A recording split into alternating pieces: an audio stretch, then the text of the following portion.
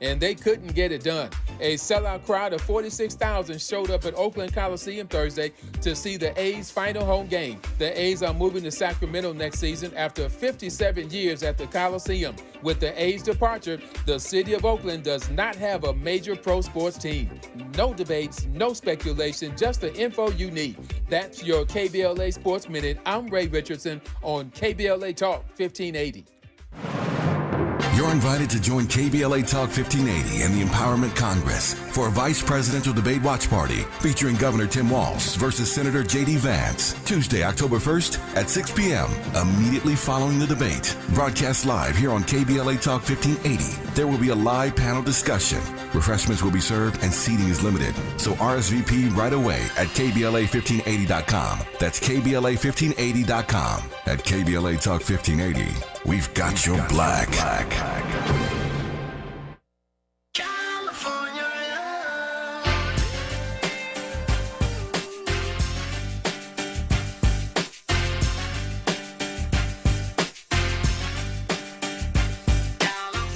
KBLA Talk 1580 on this Freedman Friday, y'all. I am actually doing two things at once. I'm being in two places at once. I am being honored this morning by the Los Angeles City Council, my councilwoman, Heather Hutt. So I will be in City Hall. If you want to, later on in the morning, turn on the city television station 35. You can see me. Right now, though, I'm honored to be in conversation with a young non-profit professional media personality from Baltimore, Maryland. He's been doing this radio thing and this media thing for many, many years.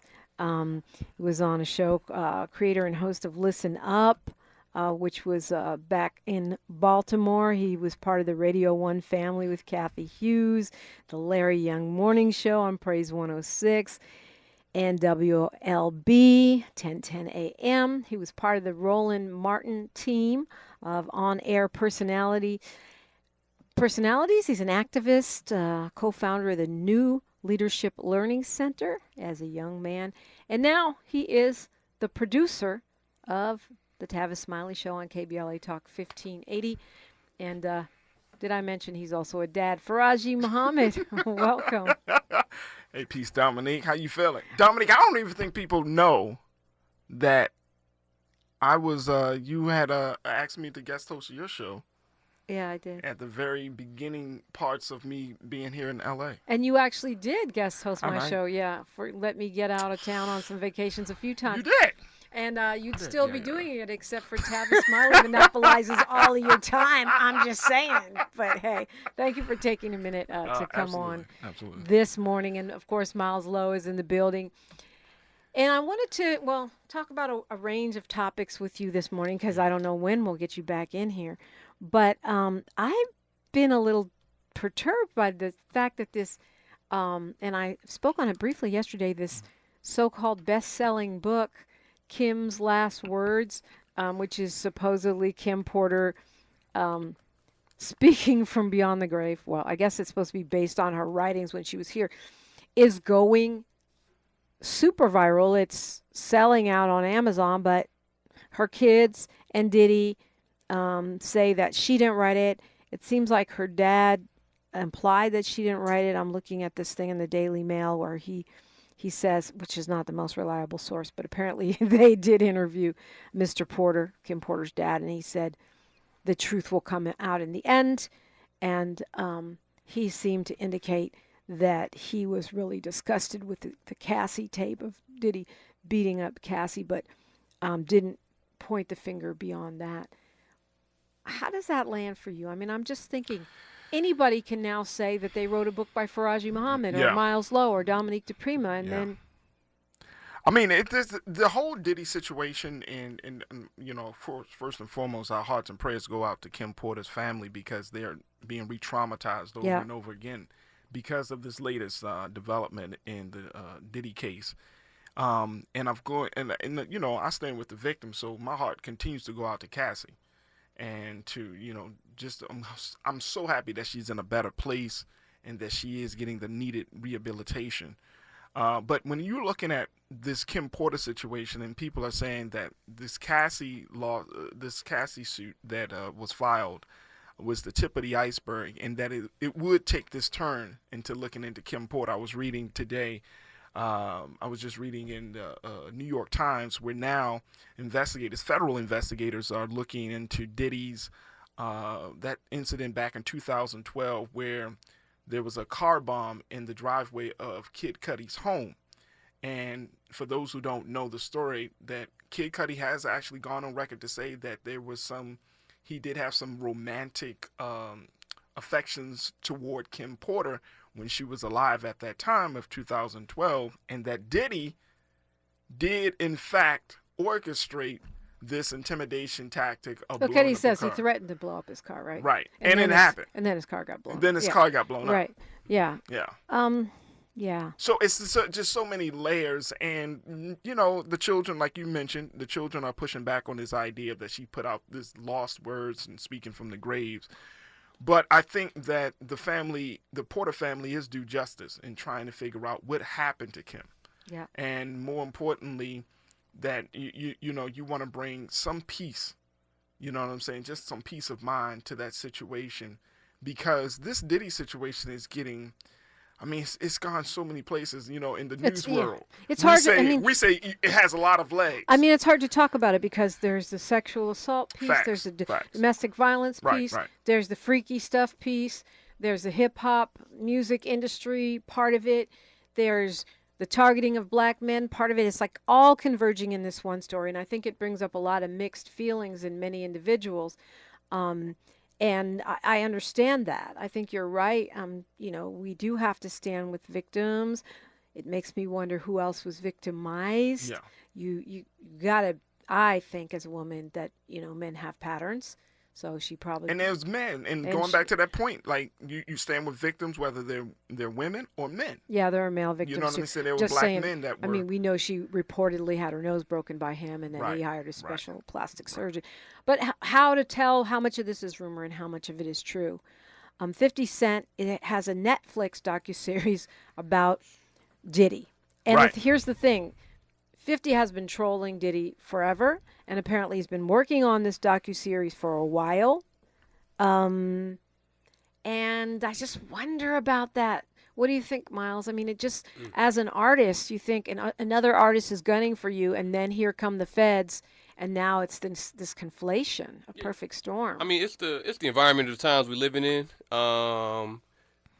That's not something I would put past 50. 50 is known to be a petty person. We know the history that Diddy and first of all, we know 50's history with the New York hip hop scene as a whole has never been that strong. He's always been an outlier and always been the guy to kind of antagonize everybody. So that's why he's been going at Diddy. Actually, I feel it's more of a personal get back thing as opposed to. It just being a chance to capitalize. But if you're going to make a little bit of money off of it, I don't see why I would turn 50 away from it even more. And he got the resources. And apparently Netflix is all in. I'm not surprised. I'm not surprised. I guess he's got not. The resources. Everybody's going to eat off of it. Everybody's got to eat off it. But, to your point, and I think that's an excellent point that you made, that he has been the outside guy. Like, he's like, oh, you're not part of the establishment. How to Rob, one of his first singles.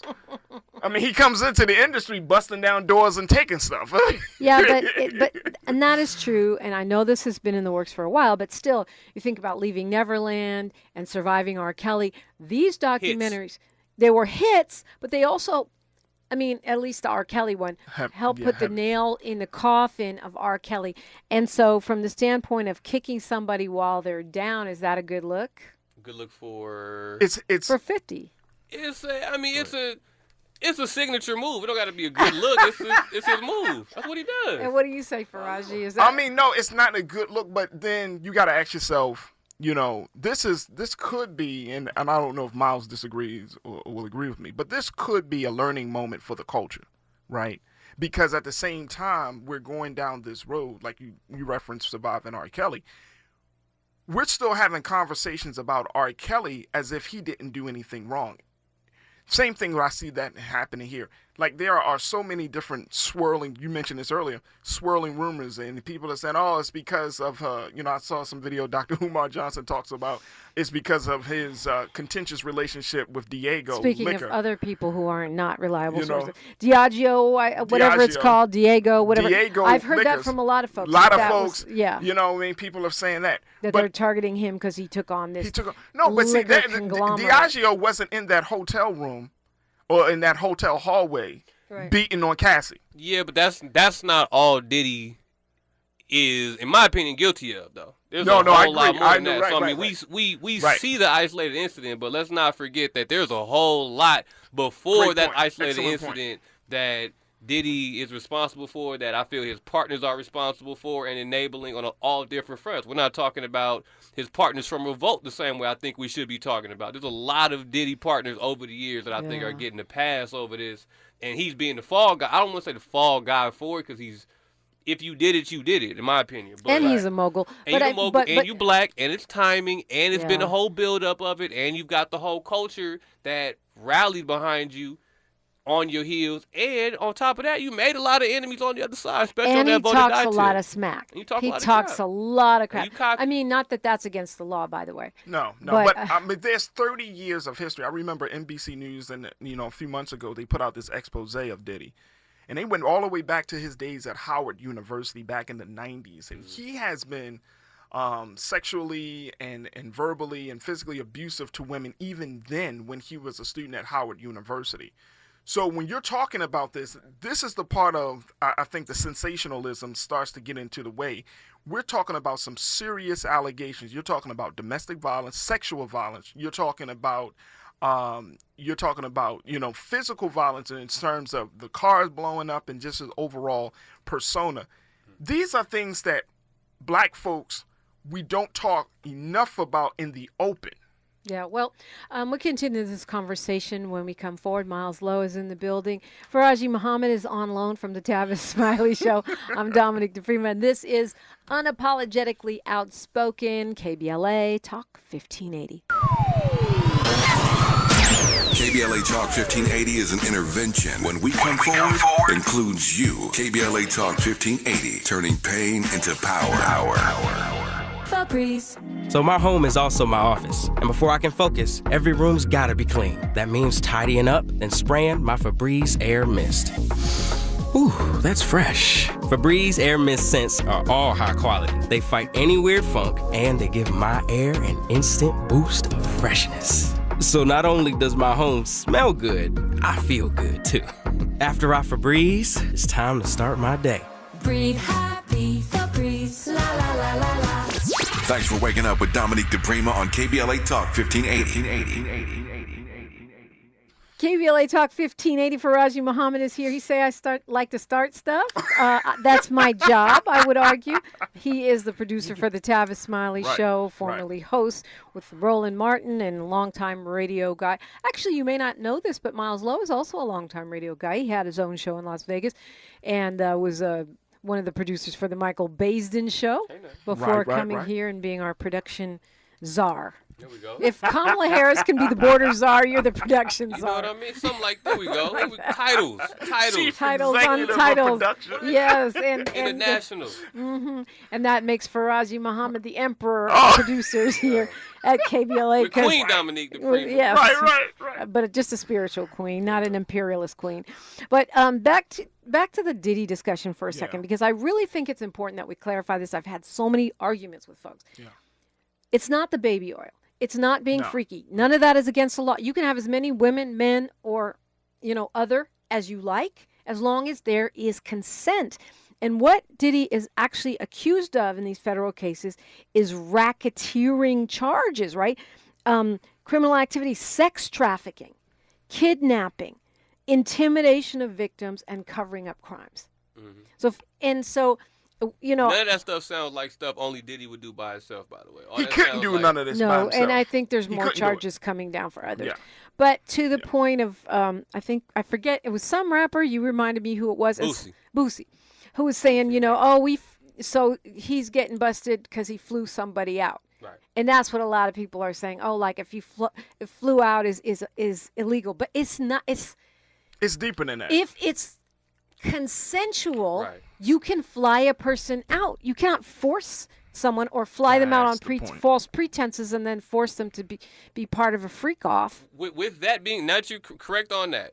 Also, not every charge sticks. Right. So I don't think everything he's charged for maybe would be what he would be the crime he gets nailed for. I think you only need one crime when it's racketeering and stuff like that to still get the life. So I get that, but still, not every incident was a crime. I feel like then we're talking yesterday with a MHD. Sure, you may have taken the flight upgrade out of, but that wasn't with the intent of it being X, Y, and Z. You know what I mean? But criminal charges don't care about intent, nor you're right. ignorance of the law. You're right. Boosie needs to take that doggone post down. But if you're going to be flying people out, you need consent at every step. But that's exactly what was outlined in Cassie's lawsuit. Well, those are civil cases. There's 10 of those. Right. Not just Cassie's, but I'm just 9 other exactly. individuals. But my point is that she outlined that she was forced to have intimate relations with men in other places outside, just with other guys and in other places. With sex workers. And he was around. He orchestrated. He conducted that. Now, well, it was for his viewing pleasure, or for his clients, whoever. Allegedly. Allegedly, right? But again, you everything allegedly. But see, here's the thing. Here's the thing. Are we having? And you had, of course, one of our great, sexual therapist minds, Dr. Gail Wyatt, on the show to talk about this. But we gotta have some very, very different and substantial conversations about sexual abuse, sex trafficking, human trafficking, right? These things are happening, whether you're in California, we know it's big, whether you're in Texas, you know what I'm saying? Like, this stuff is happening, and it's happening more and more to young black girls and even young black women who are getting caught up with certain types of men, right, who live a certain lifestyle, and you're not going in. And the culture, the subculture on the real, Dominique, the subculture is, you hook up, you link up with this person and that person, but you don't know the backstory of these folks. You might meet somebody in the social spot at a day party and they looking good, but then at the end of the day, they're involved in some nefarious activities. Recruiting you. Yeah, well, and to be clear, the other thing Dr. Gail Wyatt said is that being freaky and even having 1,000 bottles of baby oil is not illegal. Apparently Diddy's lawyer is saying that's because there was a Costco nearby. Good. I have a Costco near me, but I don't have any baby oil. I'm just saying. But, I mean, it's not illegal. Right. And I think we as black people, we can be very socially conservative. And I think one of the reasons we're quick to throw Diddy under the bus is because of judgment about his sexual appetites. That's not the issue. That's not the issue. Is forcing people, trafficking people, and that kind of thing. Intimidation. Yeah.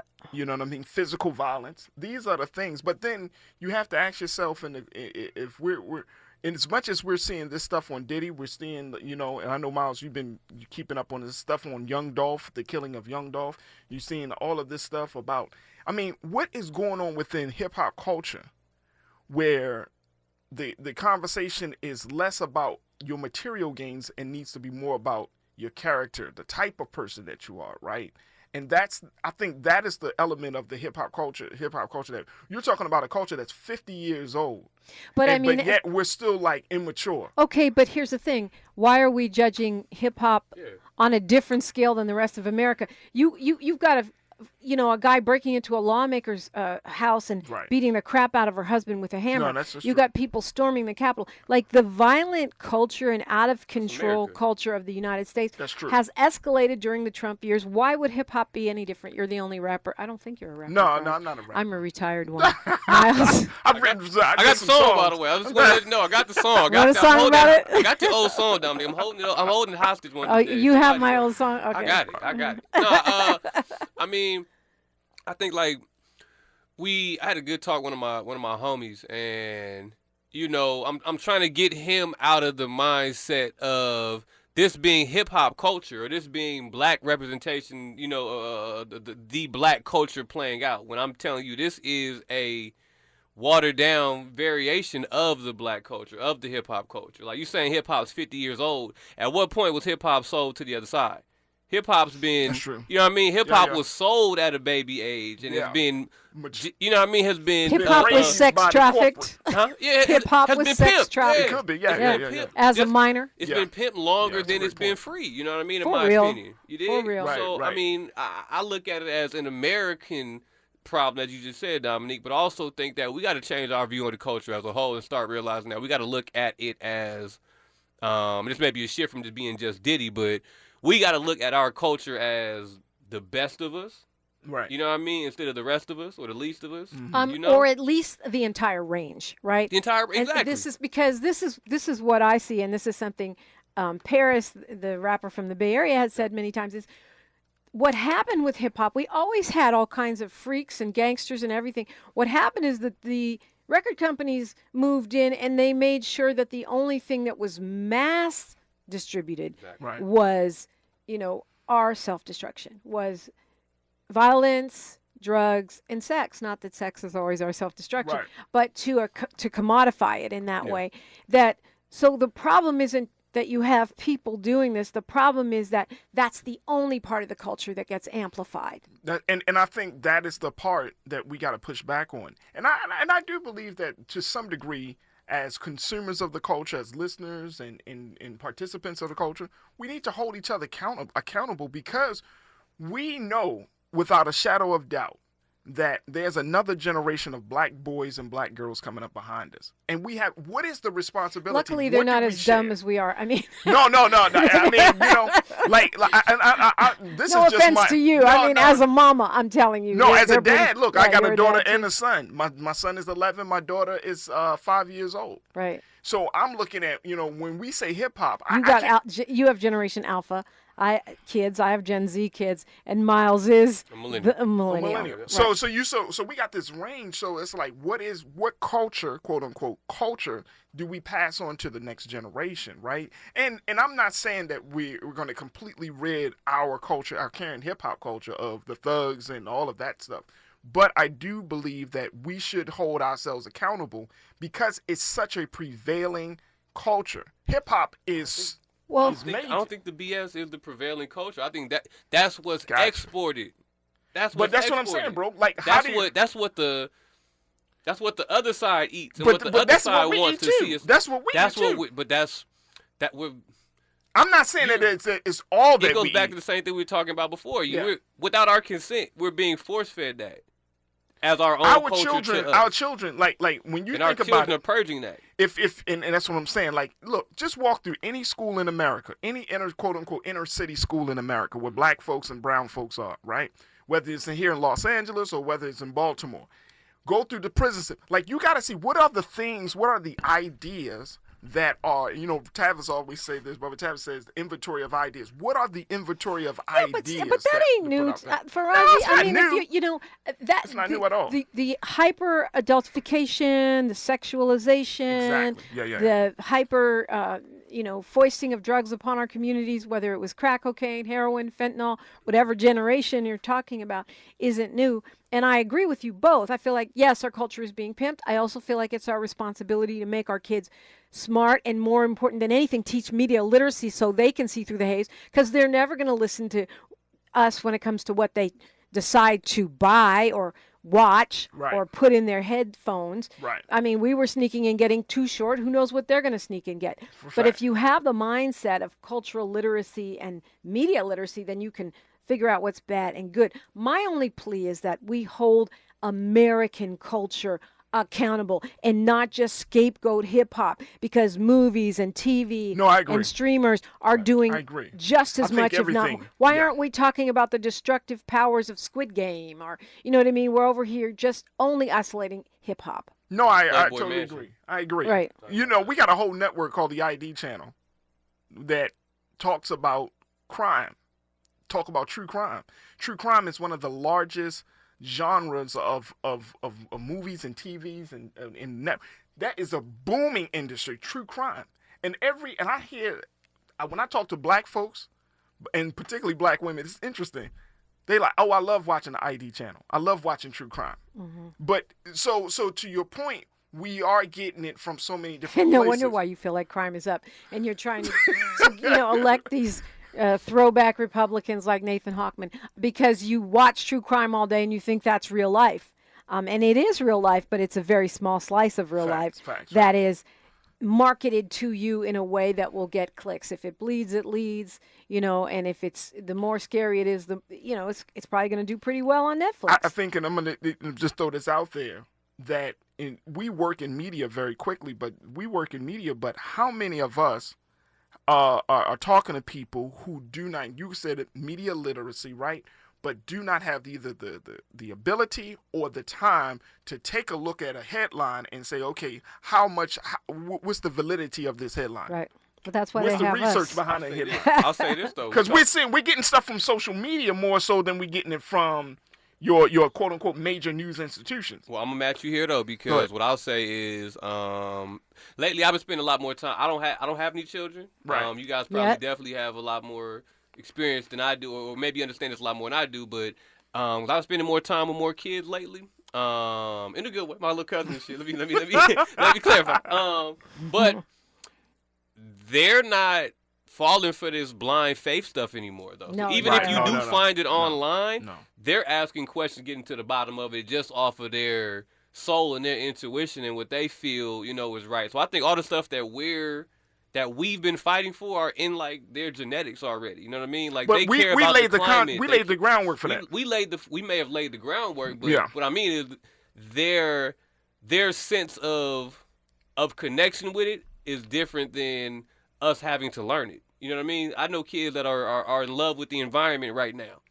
We had to learn to fall in love with the environment and how how the climate is affecting the world. You know what I mean? Yeah. Like, so I think that media literacy is going to become something that, it's going to be easier to trick people, but I think we're shedding that as part of our culture. I agree. And the younger generation has to be more literate because of AI. But I'm worried about the elders, the older adults, because they're going to be, I guess I'm getting to be one of the elders too. Yeah. We are going to be the deciding voice in a lot of elections. And if we are believing stuff, misinformation and disinformation like what's happening now, that's going to be a problem. My only thing is, and just to throw this out there, is that I believe that part of the role of the elders, or those of us who are getting older in this period, is to help the next generation, Miles, to connect the dots. Right, and all I'm saying is we need to go and we need to do the same thing for the ones above us that are elders, because they may need it more. They may need it. Our boomer and greatest generation. Oh, we right there, Dominique. Elders may need it more than the Gen Z and the alphas. If we connect the dots, and this is something I heard that you often do on the show. You connect the dots to our history and struggle. You connect the dots to where we are in the cultural moment, right? And as we do here on the station at KBLA Talk 1580, we give people a frame. We're not telling you what to think. We're just offering a suggestion on looking at something differently than what you are normally used to looking at it, right? And so you're talking about offering a different context. And I think that's more important, right? And I think that's why we are at this place where this generation, like my 11-year-old son, as a black boy, he's interested in learning about science and engineering and filmmaking and doing those things, and not interested in the street life. Right? There has been a major shift in this country, and a major shift within the black community. We have made tremendous gains in understanding how to take that focus away from that street life into something else. But we have to help people connect the dots. We have to help make sure that they do not forget how to see things.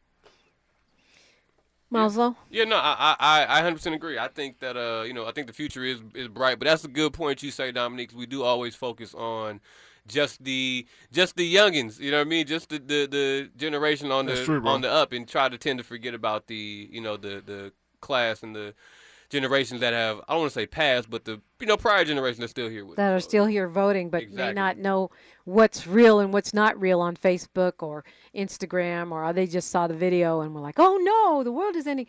That was fake. That was a whole deep fake. Now that's the thing I do see the younger generation. I don't want them to develop is that super focused on just ourselves and forget about everybody else older. Their opinion doesn't matter. I don't think we can at this point, right? I mean, our generations, we always love our elders and have intentionally tried to put a bit big up our elders and our older generation. I think that, everything being so futuristic, we start losing that Sankofa and learning from the past and start thinking that we are the advanced, most advanced. But it's big upping them, but it's also helping to educate them just like they educate us. You're listening to KBLA Talk 1580. She's reclaiming her time on KBLA Talk 1580. More First Things First with Dominique DiPrima when we come forward. I'm Mike Moore. Here's the latest from the Black Information Network. Vice President Harris is scheduled to visit the southern border today for the first time since she became the Democratic nominee for president. Former President Trump is criticizing Harris's visit. He said she could have fixed the border issues as vice president. The International Longshoremen's Association is threatening to go on strike unless there's a new contract. Analysts say it could be the most disruptive walkout to the United States economy in decades.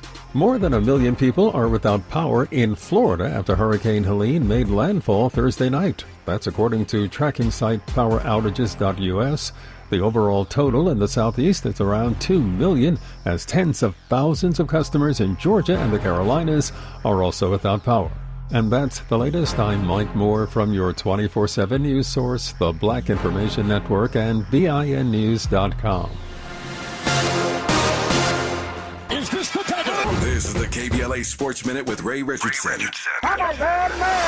The Dodgers continued their dominance of the National League West Division. They captured their 4th straight division title and 11th in 12 years with a 7-2 win Thursday night over the Padres. The Angels ended up on the wrong side of history Thursday after a 7-0 loss to the Chicago White Sox. The Angels got swept by the worst team in Major League Baseball this season. The White Sox have lost 120 games, tying them with the 1962 New York Mets for the most losses in a season. The Angels needed only one win in the 3-game series to make the White Sox the worst team in MLB history, and they couldn't get it done. A sellout crowd of 46,000 showed up at Oakland Coliseum Thursday to see the A's final home game. The A's are moving to Sacramento next season after 57 years at the Coliseum. With the A's departure, the city of Oakland does not have a major pro sports team. No debates, no speculation, just the info you need. That's your KBLA Sports Minute. I'm Ray Richardson on KBLA Talk 1580. Find a righteous rage and don't be afraid to say what you see. We're KBLA Talk 1580. KBLA Talk 1580. It's me, Dominique DiPrima, on a Friday afternoon here with two heterosexual black men who I happen to have great relationships with. For those of you who have the delusion that I don't like straight black men or any black man, you must not be checking my birthing history or my dating history or anyway. Not that I'm dating anyone in the studio. Farajii Muhammad is a radio host and producer in his own right. He is currently the senior producer for the Tavis Smiley show, which is syndicated throughout the United States, and he was formerly with Roland Martin and a number of other radio outlets. Miles Lowe is a rap artist. You can find his music at Miles Lowe Music. Mm-hmm. He's also a veteran radio person.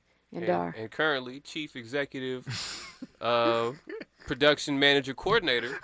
Czar. Yeah. Esquire here. KBLA 1580. What you talking about, man?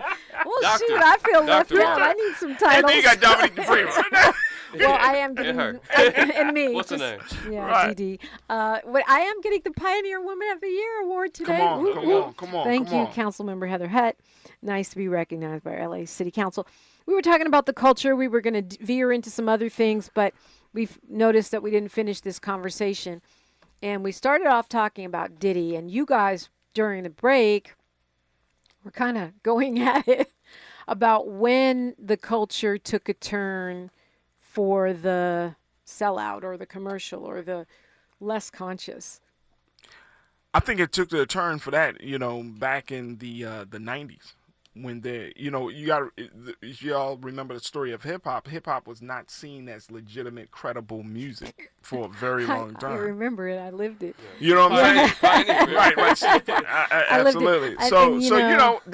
Once, and Miles mentioned this before, once corporations got their hands on it, then everything changed. But to me, it's always been a cycle. It was conscious, and then, this was in, and then that was in. And you know what I mean? We had the message, and then we had, Party music, and then we had. It's different. Party music is different than the industry, though. We had our own party music. Right. Biggie's party music, that's different than the party music we have now. You know what I mean? Different than the party music we had. But let me ask y'all a question. But did the industry ever truly mainstream conscious music, quote unquote? Well, did it mainstream itself? I mean, the message was a hit. As you know, hip hop was much smaller then. I mean, we've had. Kendrick Lamar has some conscious songs. I mean, we've had conscious songs. But I'm thinking about Tupac. That's what I'm saying. That have gone Tupac mainstream. is, I know Common. If you're in the Midwest, Common. If you're down south, Outkast music was considered to be by some of their songs, as conscious music. But there was not on the mainstream level. I don't know if the industry, quote unquote, has pushed that part of our They've never culture. pushed it. It's bubbled up from the streets, and it will continue to do so. That's the same thing with R&B, though. I mean, the industry is always going to push consumerist, hedonistic music, and I think particularly in the black community. But hip hop is, the consumers of hip hop are not just us. No. Not anymore, yeah. No. Not at all. It's another time where the culture took a turn, but we ain't going to talk about So that. when do you think the culture took a turn? I feel like just looking at, just as we've been talking about Diddy's, where I started thinking about this whole conversation was exactly where. But I do think that right around that, all about the Benjamins, Shiny Shoe, I think that was the era that ushered it in. Same way I feel like when, we're not talking about it, but later on in the 2000s, Lil Wayne brought in a different era of hip hop, and a whole different fan base of and consumers of hip hop came in around that time. And I think to be fair, that's part of the reasons why hip hop remains viable, is because it moves with the time. But I do think there is a commercialization that has gotten over to destruction. So the question is, it is what it is. We control what we control, which is the streets and the culture itself. Right. The commercial piece, I mean, theoretically, we have more access, right? We have YouTube, we have streamers. Theoretically, we have more access.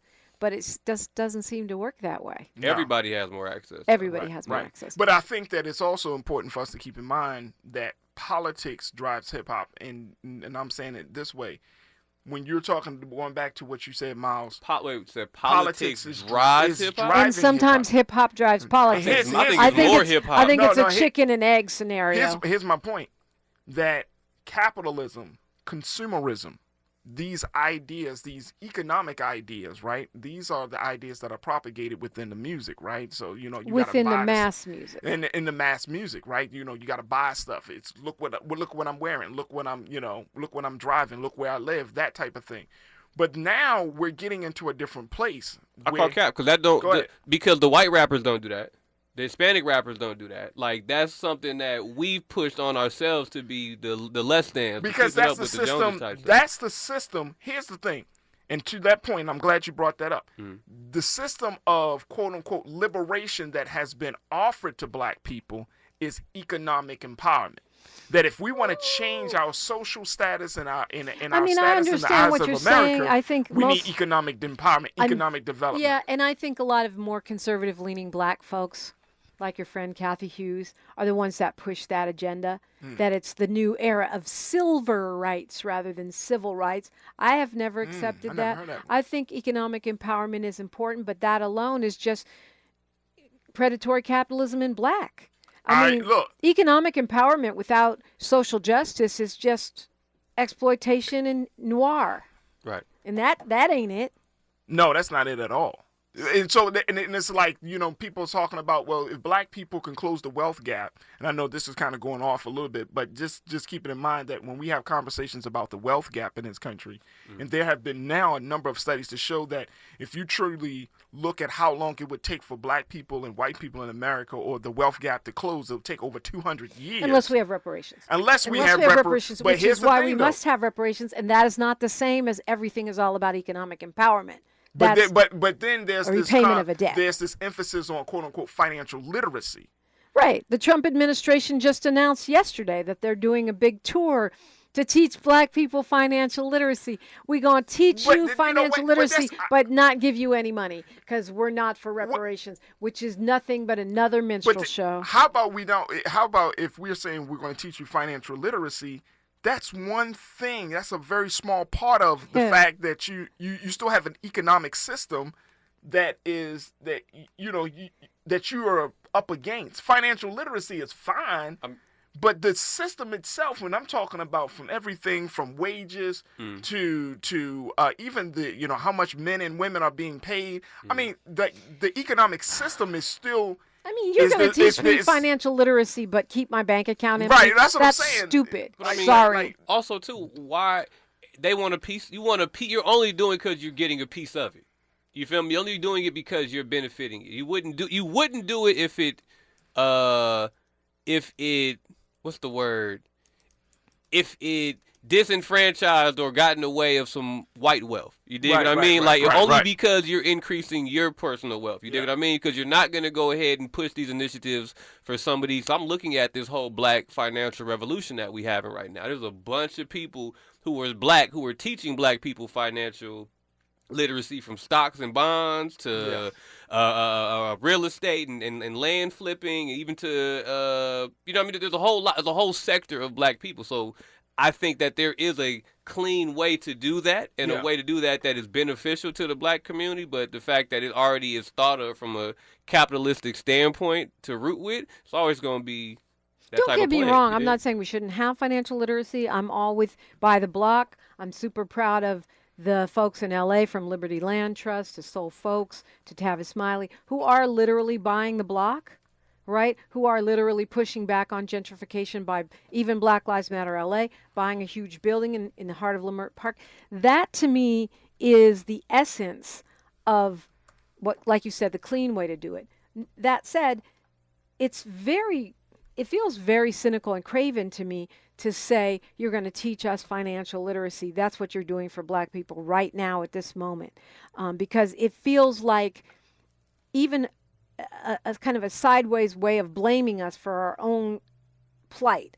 If you ignorant N-words just knew some financial literacy, you wouldn't have this wealth gap. That's it's not because 12 generations of your people worked without pay. It's not because of redlining, Jim Crow, and the fact that we're giving free tax refunds to the rich and letting corporations pay hardly anything while continuing to raise your burden. It's not that. It's because y'all N-words are just ignorant. So here's some literacy. And that's exactly what I'm talking about, Dominique. The Joint Center for Political and Economic Studies, our brother Farajii Muhammad and the team over there in D.C., they put out a report that talks about the best black economy in generations is what we're experiencing.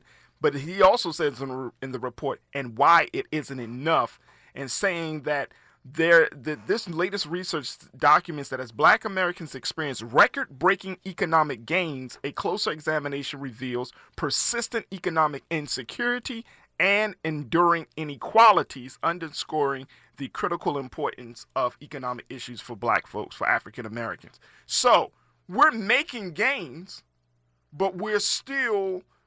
those economic insecurity and enduring inequalities are still being leveled against us. We're always fighting. Yeah. Well, I mean, and we're always getting tricked. Meanwhile, Trump's launched World Liberty Financial, his crypto company. He's launching it right in the middle of this election. Where the F is the platinum plan right now, bruh? They're politicizing it. Where is it? You saw the Trump stock that came out right as he was, getting through all the legal issue that magically funded all his legal problems. Right. Which court case he had to get through. Well, see, this is part of the reason why this is part of the reason I think there is a quote unquote an appeal for Trump among some black folks in the community, right? That he talks money, he talks wealth. Mm-hmm. And it's like, come on, let's bust this all up. Like, the man has filed for bankruptcy more times than we can imagine, right? And at the same time, the reason he still is making any type of money, part of it is white male privilege. True that. I mean, not to mention he was when he was I think it was 2 that he started getting $250,000 a month from his dad. So he started off rich. But here's the thing, Ice Cube, love you, bro. Where is the platinum plan right now? Y'all wanted to run around and tout that as the reason, and there's still black people on Instagram and everywhere else holding on to this as the reason Trump loves us and the reason he's going to bail us out. But you ain't heard a doggone word about no platinum plan in 2024, have you? The platinum, if there's a real platinum plan, it doesn't come from government. It's going to have to come from the people. I'm talking about the one that he announced. No, I get it, but I'm saying if we talking about having a real legitimate economic plan for black people, it has to come from black people. It cannot come from the government. I get that, but if you're going to run on a platform, I get it. and you got all these Mark Carters and other black opportunists that are going to cape for Trump, yeah. Where's your concrete? You keep saying we need something concrete, and we got into this conversation because we were talking about, what era are we in? Are we in the era of silver rights? Is hip hop in the era of becoming just nothing more than a predatory capitalist commodity? Or are we in the area of consciousness? I think we're slowly getting out of that. Miles, what you think, bro? Do I think we're getting out of it? I think we're getting out the capitalistic, predatory commodity space. You know what I'm saying? I think so. I think we're shedding that. I think that's the proper term for it. It's yeah. shedding it. It's I shedding think that so. skin. It's a process. It's a process. It's going to be a process. Yeah, it's going to take time, and it can't be, forced, and you can't claw it off. You can't scrub it off. But I think, we're going to shed it eventually. And this is why I say the politics is driving it, just because now you have younger people, and I'm not saying Miles is a bright brother. I mean, he's dope. And it's brothers like Miles and others who are in that age bracket who are saying, this is not really working for me. This is not doing it for me, right? And that's the space that we're finding ourselves in, that it's going to be, of course, with Dominique and myself, I'm not an old man, so I'm not going to just say that, but I will say that those who are in their 20s who are pushing back on this, I was having a conversation with my little sister very quickly, and she was like, I'm tired of working for jobs who think that you're supposed to give your life for the job. We're in a different state of mind when it comes to security, economic security, and when it comes to money management. So it's part of that is the thinking that money is not going to be the only thing that you wait. Nobody wants to wake up, just make money to pay their bills, and then that's your life for 30, 40 years. People are pushing back on that. Yeah, I mean, that's one of the brilliant things that Generation Z and Gen A are doing, which is it's not all about grinding all my life as much as some of us work hard. It's not all about grind. It's also about quality of life, experience, morality, ethics, and, loving what you do. I think that's a move in the right direction. I'm just merely bringing this up because if that is your motivator, right? If that is your motivator, I think politics drives the culture, and I think the culture drives politics. I think it's a cycle. But if your motivator is a platinum plan or silver rights, then where's your deal? Where did Trump sign on the dotted line? What promissory note did the MAGA movement give you? Or is it just a bunch of empty promises? Because if we're going on politicians' promises, the promises are better on the other side. That's facts. I'm Dominique DiPrima. That's Farajii Muhammad, the czar of KBLA producers, the emperor. Hey, whatever. No, look, he's actually senior producer for the Tavis Smiley Show and Miles Lowe, and you're listening to KBLA Talk 1580. More of First Things First with Dominique DiPrima when we come forward. You know where you want to go in life, and City National Bank can help. City National knows the dedication it takes to build your vision for the future into a reality, and our team is here for you. We have a wide range of options to help, from personal savings accounts to interest-bearing money market savings accounts and more, all designed to help you get where you want to go. City National, here for every stage of the journey. Learn more at cnb.com. City National Bank is a subsidiary of Royal Bank of Canada. Member FDIC. The conversation continues right now with Dominique DiPrima on First Things First. Friday, indeed. I love having this robust conversation in here with Farajii Muhammad, who's the producer for the Tavis Smiley Show, and currently syndicated in dozens of markets across the U.S., and Miles Lowe, who is the production czar. Dr. Miles Lowe. Dr. Miles Lowe, who's also a rap artist. And we went from talking about the culture and Diddy to talking about where we are in terms of, accountability, closing the wealth gap. I'm glad we did that because that's a really important conversation. I want to point out this new book called The Black Tax, 150 Years of Theft, Exploitation, and Dispossession in America. It looks at how the U.S. stole $600 billion from black Americans. So whether we're talking about hip hop or the election in 2024, the conversation about money and the wealth gap has to be in the picture. Absolutely. And we started out talking about Diddy. Diddy's lawyers now saying he can't wait to tell his side of the story in court. Come on. Most every attorney I've ever talked to doesn't think that's a good idea. Farajii? No, it's not a good idea. I don't think so. Y'all remember when Diddy went on Instagram Live just a day after we saw the horrific video of him beating and assaulting and kicking Cassie in that hotel hallway, and how he tried to come across as being empathetic. He's trying to come across being remorseful. Didn't work.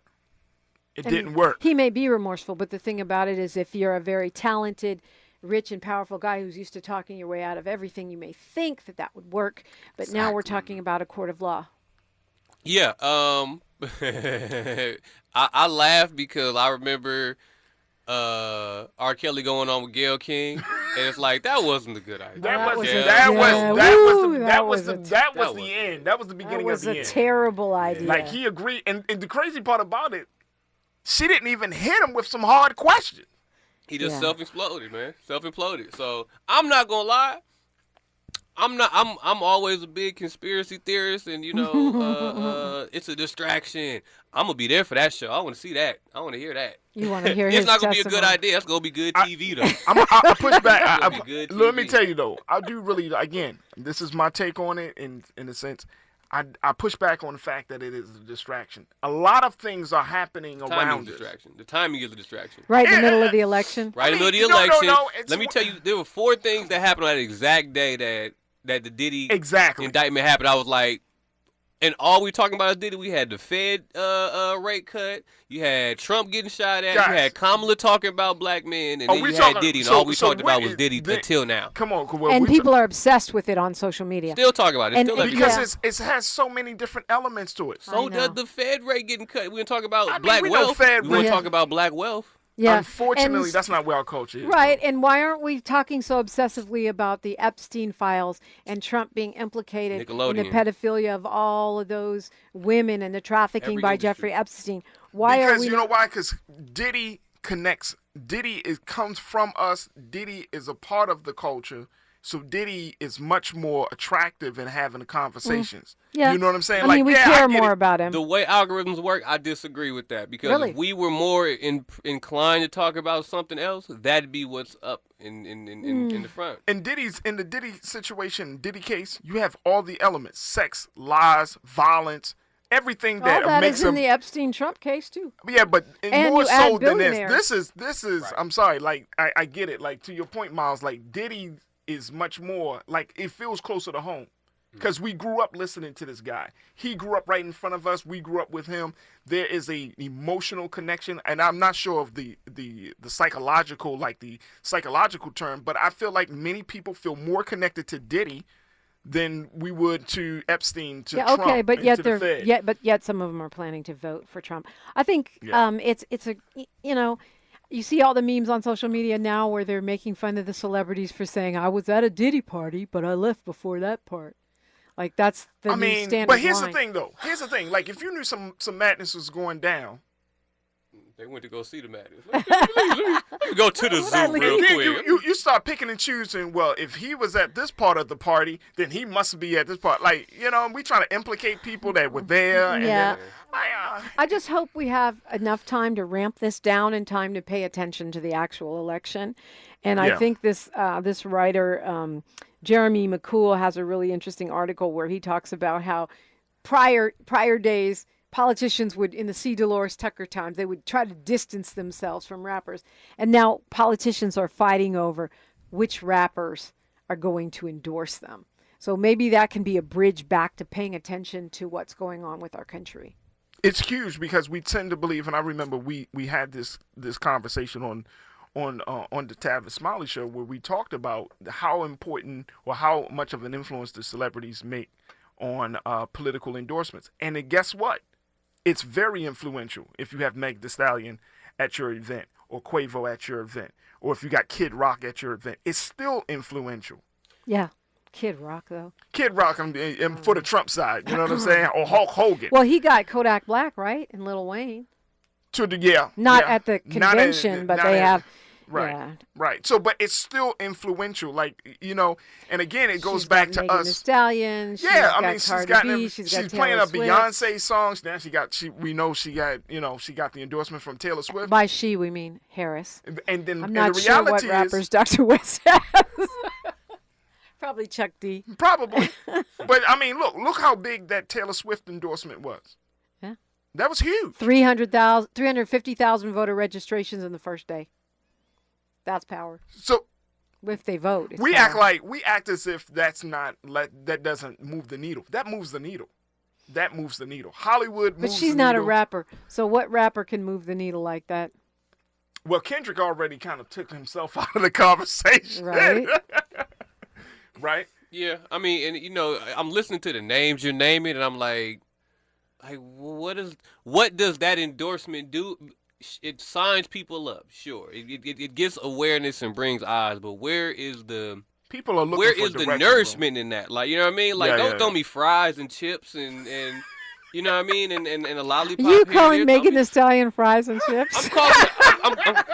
She's a chicken box. Look. That's an East Coast term. Hot fries. That's East Coast Hot girl fries. Hot That's girl it. fries. It is. Hot fries. What about Quavo? You calling him a burger? I mean, Atlanta fries. You know what I mean? Lemon pepper wings. Okay. Whatever.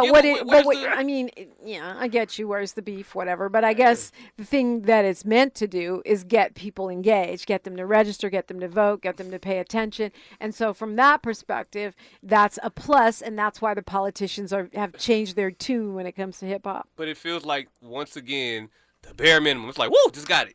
So who do you want? You want KRS-One, I'm not saying Kendrick KRS-One. Lamar, J. Cole? I'm saying you. Who ain't gonna do it? But then you start putting effort in. Then to get somebody like that, it takes a lot more effort, right?